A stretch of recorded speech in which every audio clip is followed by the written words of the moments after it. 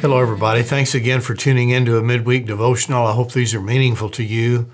The last few weeks, I've talked about the symbolism of wearing a mask that says you care for other people, that you're interested in their well-being, talked about being kind to one another, talked about encouraging one another. And today, I want to practice some of that encouragement. In front of me is a newsletter from St. John the Apostle. It's our monthly printed newsletter. Behind me is a picture of a kitchen table from the 1940s or 50s streamline era. I'm going to talk to you next week about that powerful symbol. But today I want to focus on the newsletter. Now, this devotional is going to highlight a very special person in my life, and that is my assistant right out here in the front office, Darla Rosebrook. She's our front office and communications secretary. She's a member of our church, been active here and helpful in every area. She's committed. She's bright. She sees the big picture. She's even-keeled. She's just been a tremendous asset.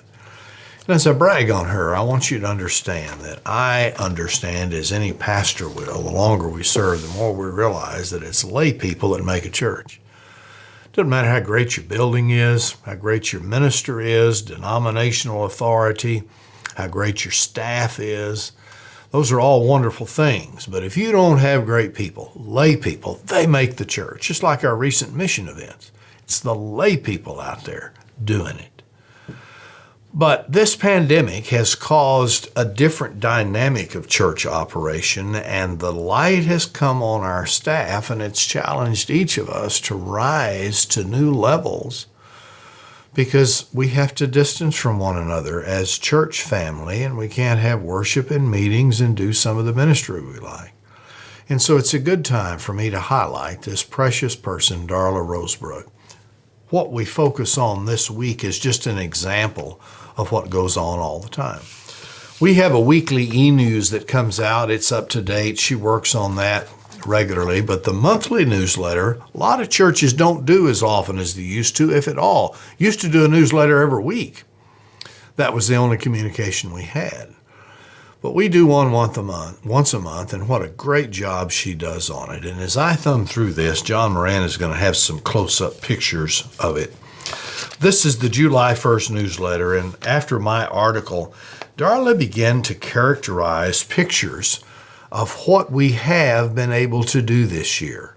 The recent mission event, the outdoor patio service, photographs of me sitting amongst the chairs of the sanctuary when many of you had submitted pictures so that your faces would be there when we recorded worship, and many other aspects. And I read through that when it came to my house, just as it does to yours, and was so impressed with the thoughtfulness, the creativity, and all the dynamics that went into that wonderful creation.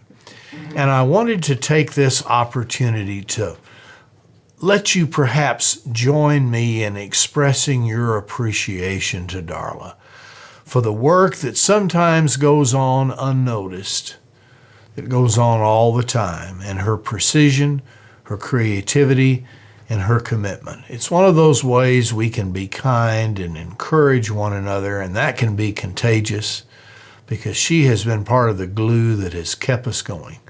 So let this devotional be a celebration not only of the July 1st printed newsletter, but of that great ministry that we are blessed with all the time. Grace and peace. See you next week.